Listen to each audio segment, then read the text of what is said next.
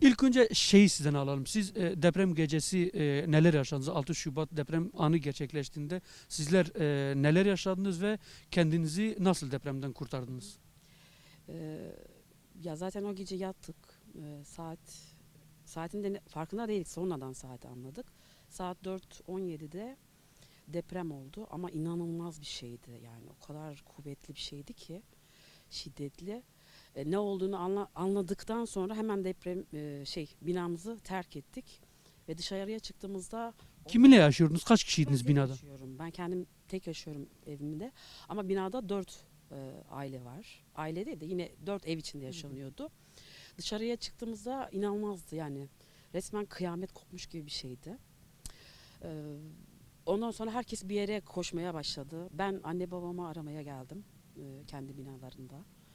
Onları çıkardım. Sonra da herkes bir şekilde bir tanıdıklarını buldu. Arabaları olanlar arabalarına girdiler.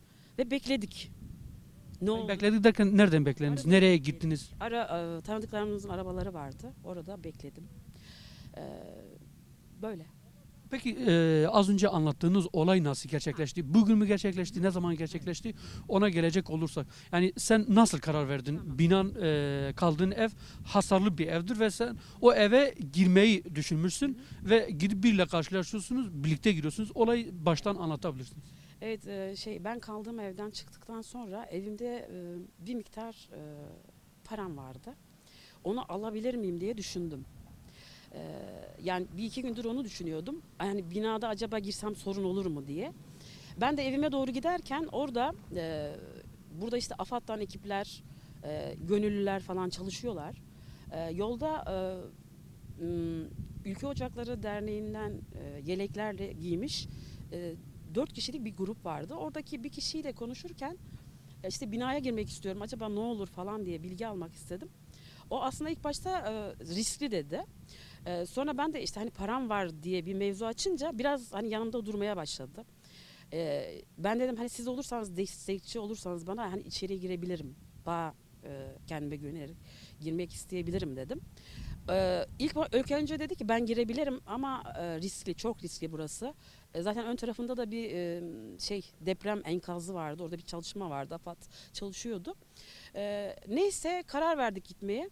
Ben girdim içeri. Bayağı bir korkuyla kalbim çok kötü çarparak. Ondan sonra o da kendi de arkadan geldi. Ben işte paramın bulunduğu yere girdim, paramı aldım. Sonra beni bir odaya çekti. Burada parayı vereceksin dedi bana. Miktarını da eğer Evet. sakıncası yoksa açıklayabilir Evet, misin? elimdeki paranın zaten bir kısmı euroydu. Oradaki bildiğim kadarıyla euro 2350 euroydu. Onun tamamını aldı ve altınlarım vardı. 16 tam altınım vardı. Bunu da vereceksin dedi. Hayır dedim. Hayır dedi. Hatta bir kısmına elimi uzattım. Hayır dedi. Onu da aldı. Ve şey dedi.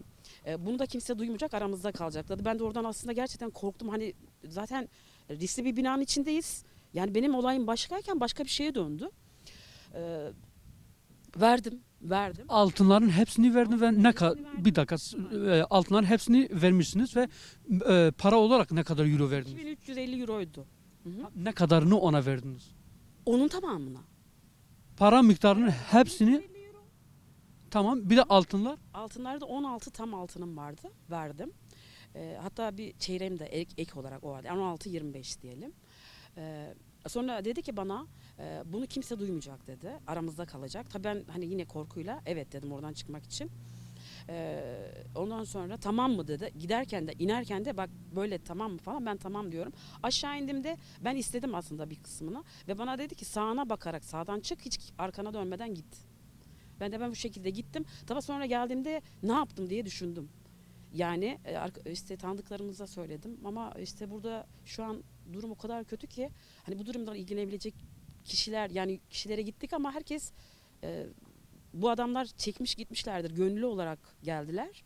Ama yani AFAD'dan insanlar olmadıkları için şu an bir şey yapamayız dedim. Yani bir arama, bir şikayet etme durumu olmadı mı? Yani Herhangi bir resmi polise kuruma falan gittik. başvurma durumu olmadı mı? Polise gittik ama polisin kendi binası da sanırım yıkıkmış. Bizi nereye yönlendirmişti kaymakama. Ondan sonra da gidemedik. Yollar bayağı bir trafik vardı. Gidemedim.